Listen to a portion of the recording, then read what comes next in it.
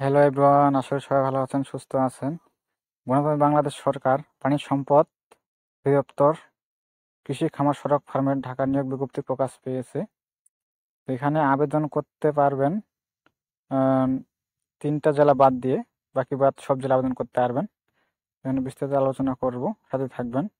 আর আবেদনের শেষ তারিখ দেওয়া আছে 12/1/2025 তারিখ, রোজ রবিবার বিকাল 5টা পর্যন্ত। এখানে আবেদন করতে হবে ডাকযোগের মাধ্যমে। এখানে একটি পদে আবেদন করতে পারবেন। পদ সংখ্যা দেওয়া আছে 115টি, অর্থাৎ ড্রাইভার পদে আবেদন করতে পারবেন। এখানে মাসিক বেতন দেওয়া আছে 30,000 টাকা। শিক্ষা যোগ্যতার মান থাকতে হবে 8ম শ্রেণী পাস ন্যূনতম। আবেদনকারীর বয়স হতে হবে 18 থেকে 45 বছর। এখানে প্রয়োজনীয় শিক্ষা যোগ্যতা দেওয়া আছে, কি পাস থাকতে হবে। সাবলীলভাবে বাংলা লিখতে ও পড়তে এবং গাড়ি চালানোর ক্ষেত্রে বিভিন্ন ধরনের সড়ক নির্দেশিকা, দিক নির্দেশনা ও চিহ্ন পড়তেও বুঝতে সক্ষম হতে হবে। তো এখানে প্রার্থীর বিআরটিএ কৃতজ্ঞ দত্ত ন্যূনতম হালকা যান চালানোর বৈধ হালকা নাগাদ লাইসেন্স থাকতে হবে।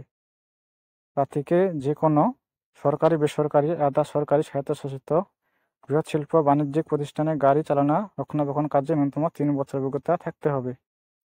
তো এখানে বিস্তারিত দেখে আপনারা আবেদন করবেন। প্রার্থীকে অবশ্যই সৎ, পরিশ্রমী, সুঠামদেহী, উত্তম চরিত্রের অধিকারী, বিশ্বস্ত হতে হবে। এই যে দেখতে পাচ্তেছেন, এখানে 3টি জেলা বাদ দিয়ে বাকি জেলা আবেদন করতে পারবেন। 3টি জেলা হইল রাঙ্গামাটি, বান্দরবান, খাগড়াছড়ি। যে 3টি জেলা আছে 3টি বাদ দিয়ে। তো এখানে আপনারা বিস্তারিত দেখে আবেদন করবেন। এই ছিল বিষয়, হলো ওয়েবসাইট। আবেদন ফর্মটি পানি সম্পদ অধিদপ্তর www.dls.gov.bd ও পানি সম্পদ জেরি উন্নয়ন প্রকল্পের www.LDDP-portal.gov.bd ওয়েবসাইট হতে ডাউনলোড করতে হবে।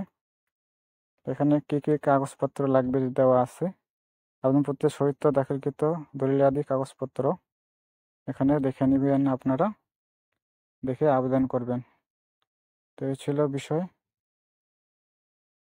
এখানে আবেদনকারীদের মোট 100 নম্বর পরীক্ষায় অংশগ্রহণ করতে হবে, যার বিভাজন নিম্নরূপ দেওয়া আছে।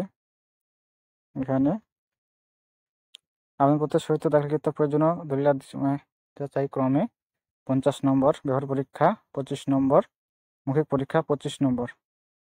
এখানে বিস্তারিত থেকে আপনারা আবেদন করবেন। তো এই ছিল বিষয়। সবাই ভালো থাকবেন, সুস্থ থাকবেন।